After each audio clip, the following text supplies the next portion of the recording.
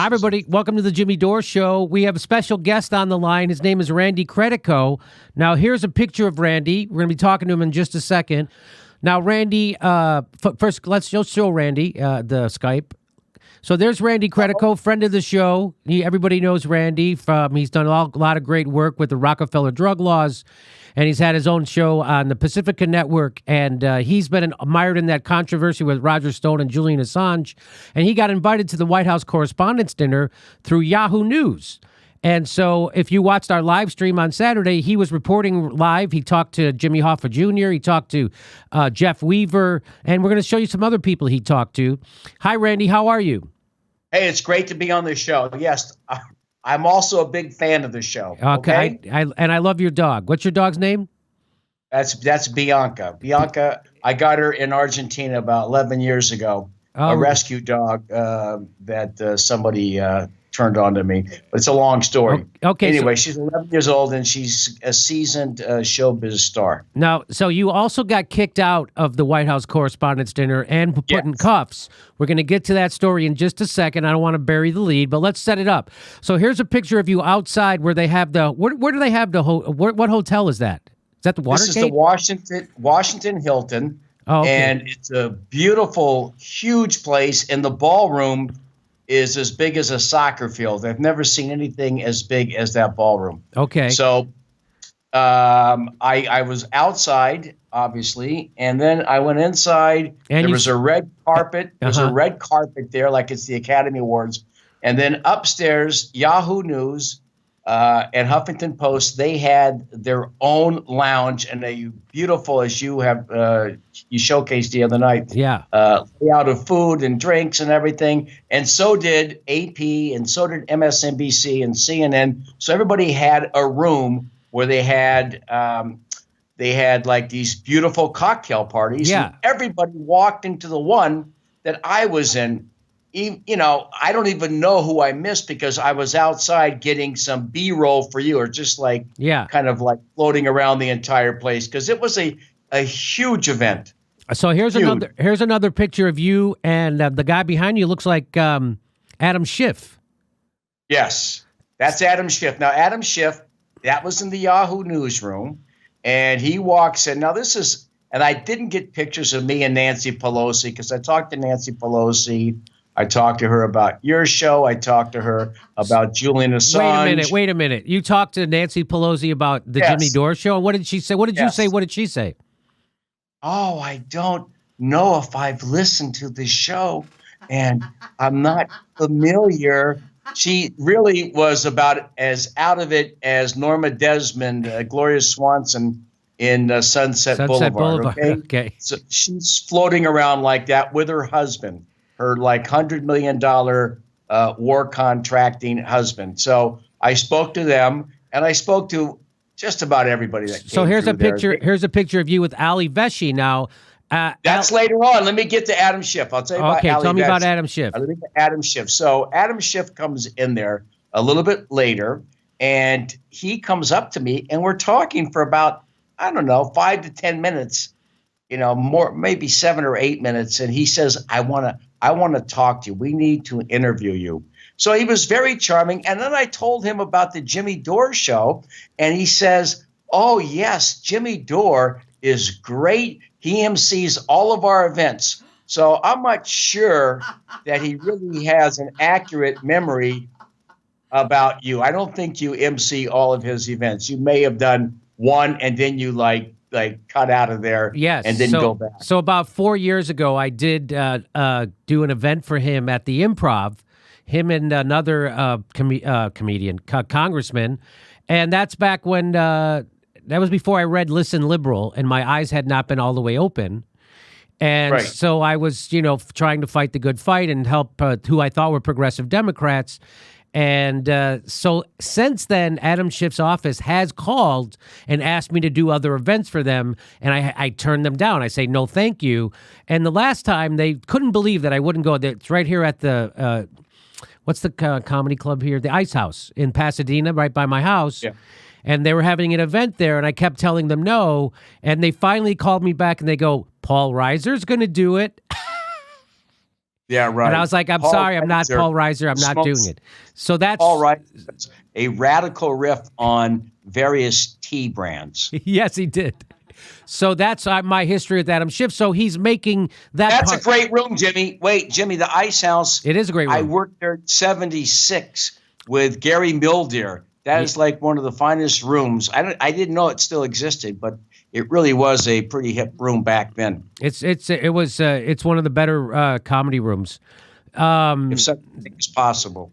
Bob Fisher, is that his? He's a good guy. I like him. Anyway, here's Ali Veshy. Right. Now that was a little bit later. Now I'm en route. I'm in line going into the dinner. So I stretched it out.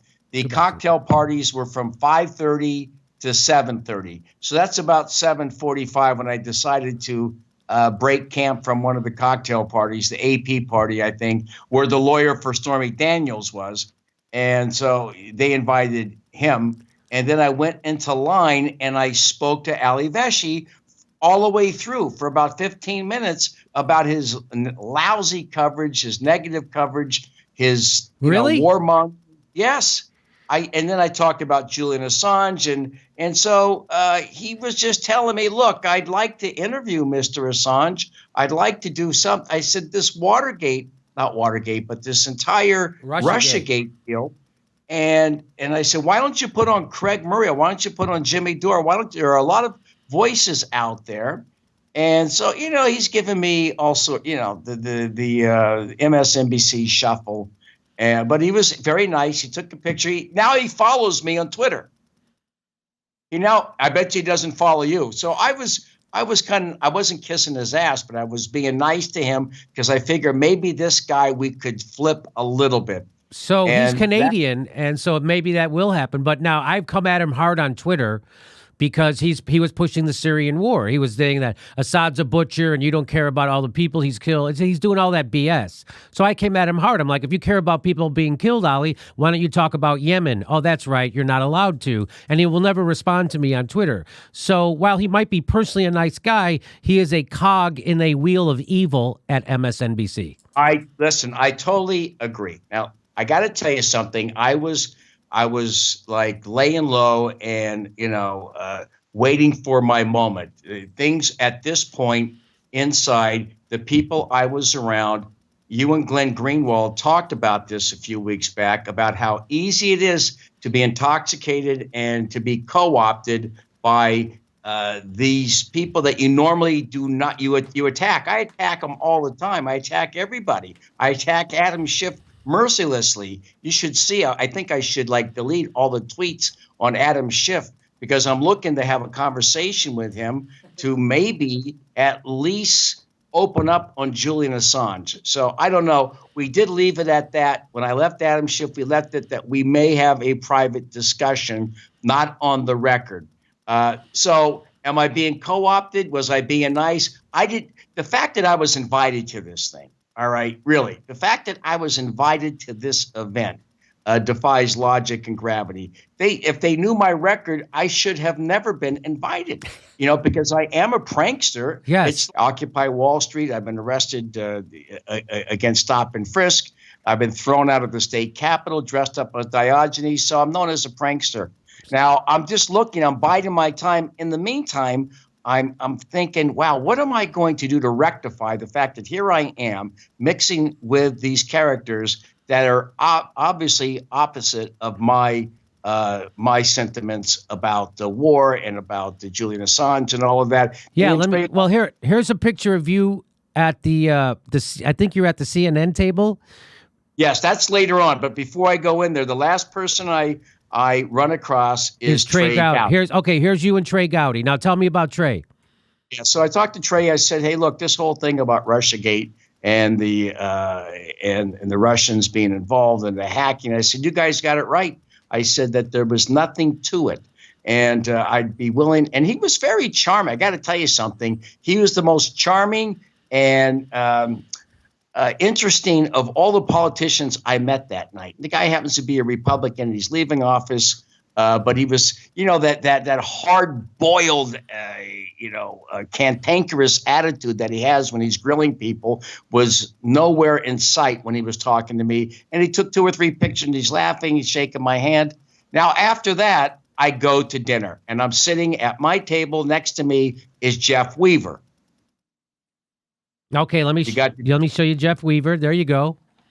All right, so I got a few pictures with him. Jeff Weaver, who I had met inside the Yahoo room. And as I said the other day, people may not have seen this. I said, hey, look, I'm doing Jimmy Dore live streaming tonight. He says, oh, I was just listening to the show in the cab. He was listening to your show in the cab coming over, and the cab driver, the Uber driver, said, should I turn it off? And he says, no, I listened to the show. So he was listening to the show. What a coincidence that was. And that's back in the Yahoo room. And he says, I'd like to be interviewed right now. So I gave him my phone, and he went looking around for a spot where it was quiet. And it was not quiet in there. And he was, I guess you guys got a pretty good interview together. But he was excited about doing your show, which I found to be very interesting. Yes, he's a big fan of the show. And as you know, he never made much money working on Sanders' campaign. The guy's got a comic book operation. He sells used comic books or vintage comic. So this guy Jeff Weaver, and now he worked with Tad Devine on a lot of money. Now Tad Devine and Jeff Weaver are different types of guys. What would you say? Absolutely. How so? Absolutely. Well, Tad Devine is a political consultant. He made money in the Ukraine race. He is a Paul Begala, or he is a Manafort, or any one of these other consultants that gets involved in political races. I think he was running Dean's campaign in 2004, if I'm not mistaken, for a while. So, but that's what he does. He is a hardcore political consultant, and you take whatever you can get. All right. Like Roger Stone is a political consultant. And I remember meeting him last year, 2 years ago, during the New Hampshire primary. I was there, and I followed Bernie Sanders. I got some nice video of him, and I spoke to this guy, Tad Devine, and I realized back then that the guy, he's in it, and he's going to present Bernie Sanders the way the operation wants to present him. Okay. Whereas Jeff Weaver is a true believer. A true believer. Jeff, he made the least amount of money, and he was the spokesperson and the best spokesperson when he was on all of the networks, if you recall. Yes, I do recall that, and I always enjoyed him, and he did speak truth. We had him on our show Saturday. You got him on our show. We interviewed him. That's in our premium and our Patreon content. And I actually asked him. I asked him 4 questions. 2 questions that I asked him were actually good. So I felt a real win that I got to ask 2 solid questions. And thanks for you for being there and setting that up and being our reporter on the ground. You did a great job. Now I'm showing a picture of you at the... Now, wait a second. I think you should get him back on and just have him on for 20 minutes. We're going to have Senator Sanders on. Yes. So Senator Sanders, so right after Jeff Weaver agreed to come on our show, Senator Sanders' press secretary contacted us and said he's agreed to come on our show. So it looks like we'll have the senator on, and I would love to have Jeff Weaver on too. That is big. Congratulations. That is really testimony to the great work that you're doing and how popular the show is becoming in spite of the smear job by CNN. That actually just that just opened people's eyes to how bad CNN is, and that they're smearing comedians who are actually telling the truth and asking questions of the powerful about war. And so all that did, because right now it's pretty well been established that this last gas attack is all the reporting on the ground there was that there is no evidence. And so and we bombed before there was an investigation. And so people are aware of that now. We keep bombing before investigations. So when CNN smears us like that, it actually is like, oh, they're trying to hurt someone telling the truth about war. Yes. So it helped us, and I think in a sense. It's never good to be smeared by someone with a big platform like that, but I'm trying to make lemonade out of it. So in that sense, maybe... Can I just point out one thing? one of the people that I met before I spoke to you yesterday or Saturday was the OAN.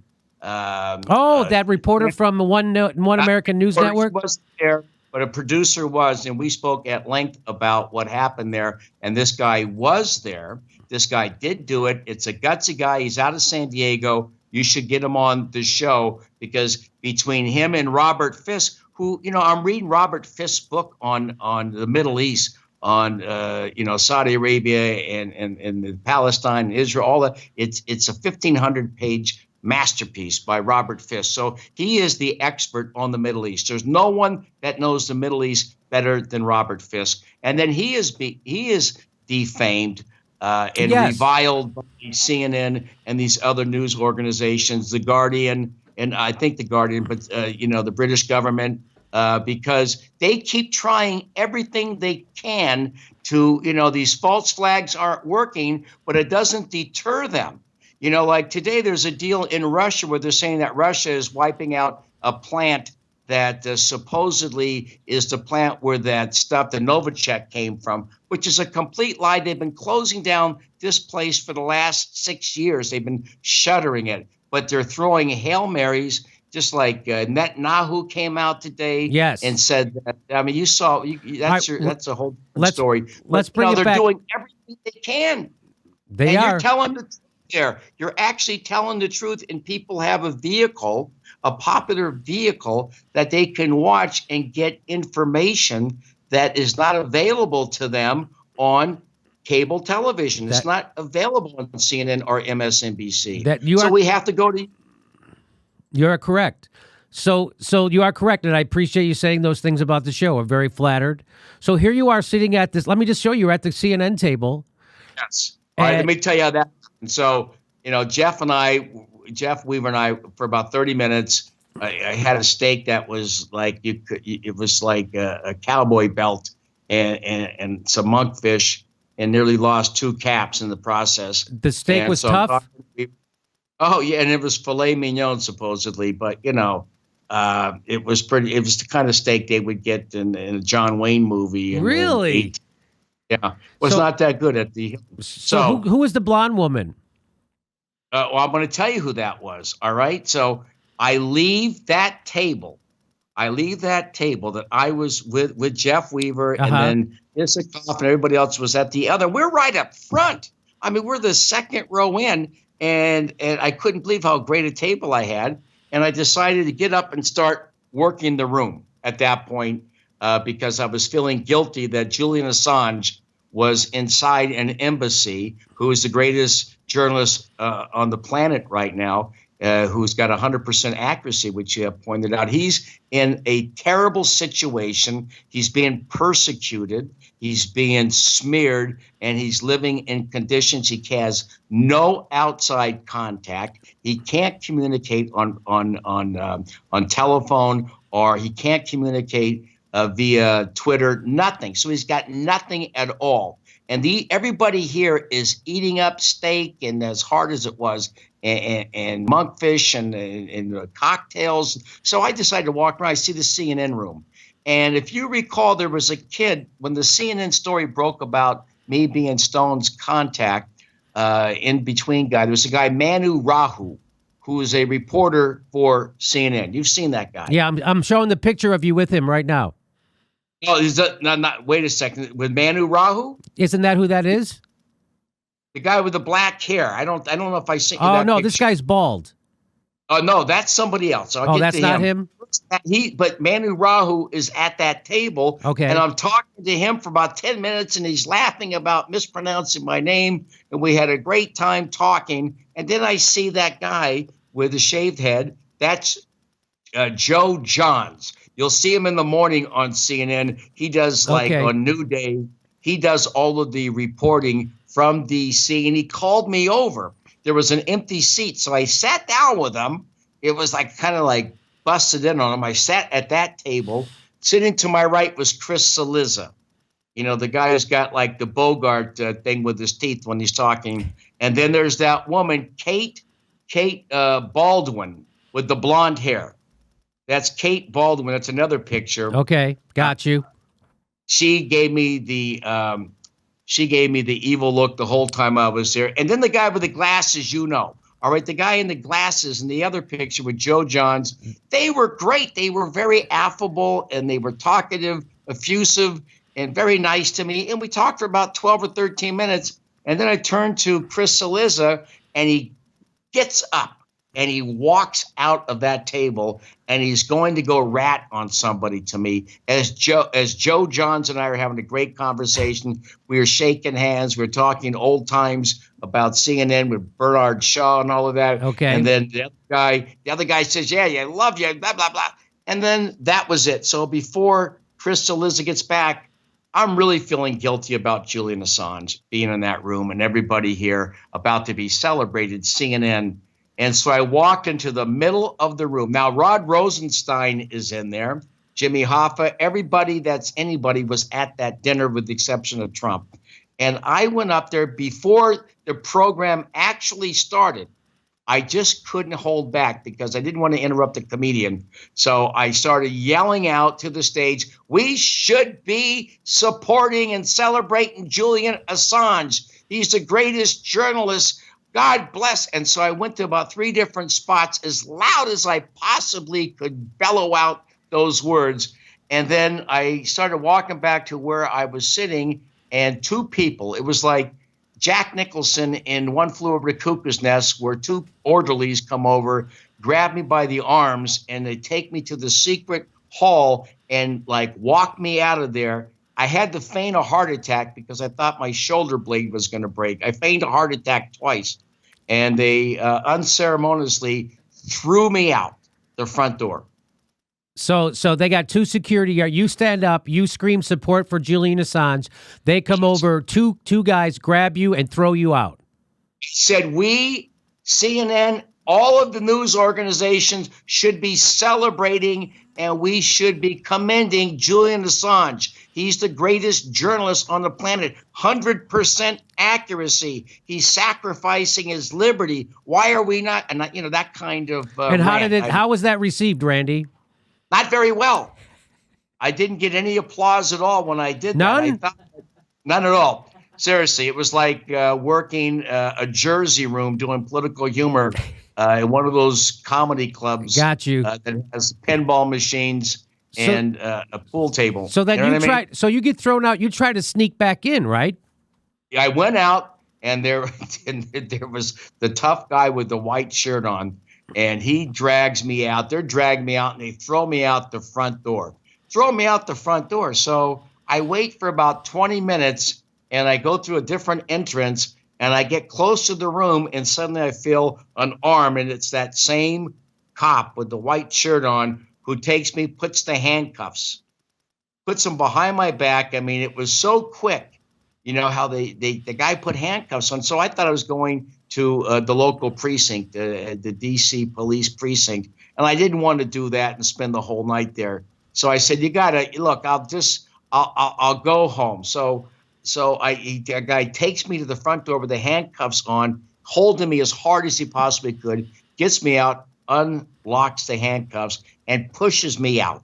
I mean, it was it's a definition of a bum's rush. I got it. So by the way, a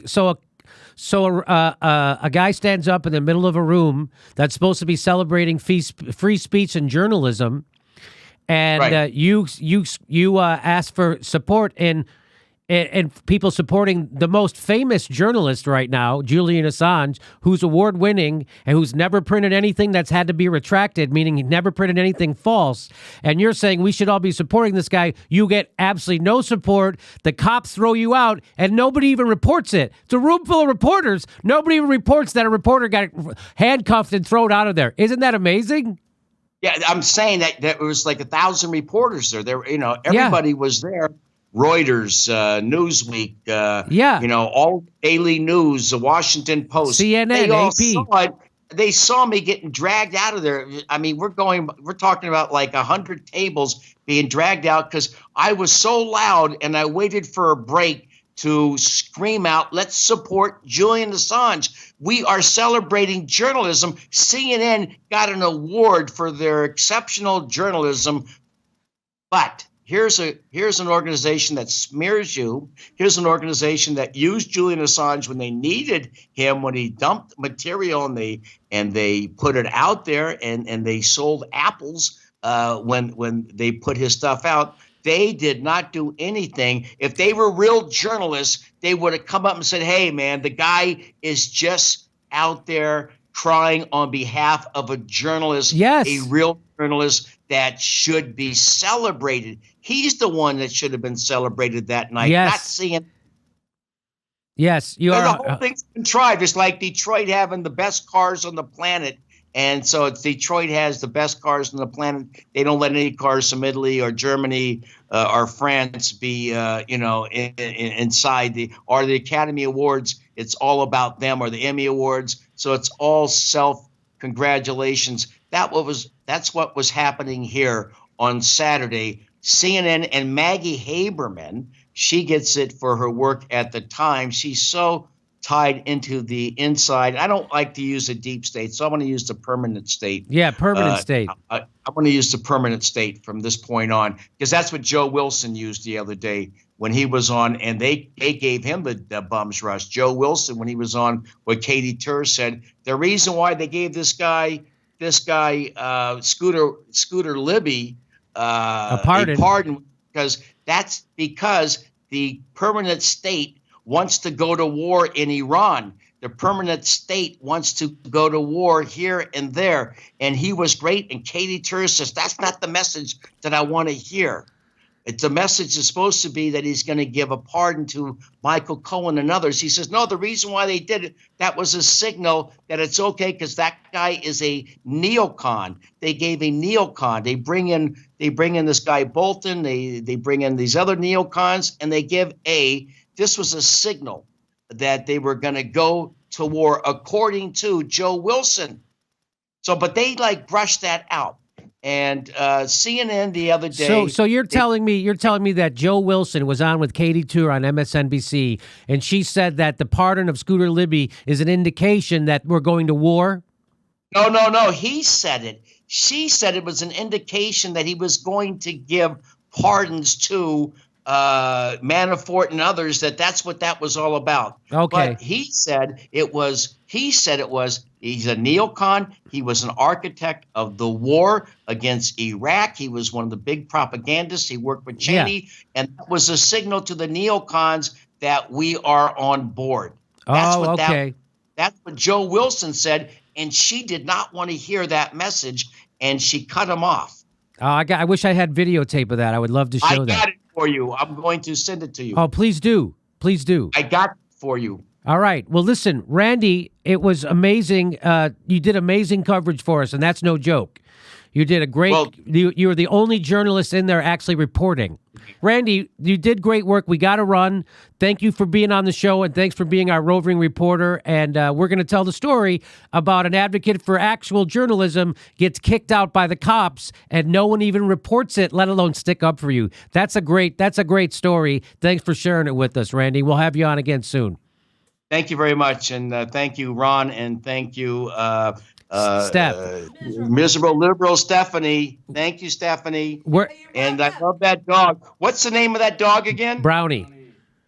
Rowdy. All right. See you, Stephanie. See you, Ron. See you, Mr. Dore. Okay. Thank you. Thank you, Randy. Keep Bye-bye. Good work. You too. Our next live Jimmy Dore show is July 1st in Portland, Oregon. There's a link for tickets for all of our live shows right there. And if you can remember, please take a moment to make sure you're subscribed to the show. It only takes a second. You probably think you're subscribed, but you probably aren't. Just make sure you're subscribed. Click that bell so they send you a notice when we drop a video. Otherwise, they won't tell you. And if you become a premium member or a Patreon, we give you hours of bonus material every week. And we do a live chat every Saturday at 2 p.m. Pacific time where you can ask us questions and we'll answer them. Plus, we're on Steam It. We're steaming it right now.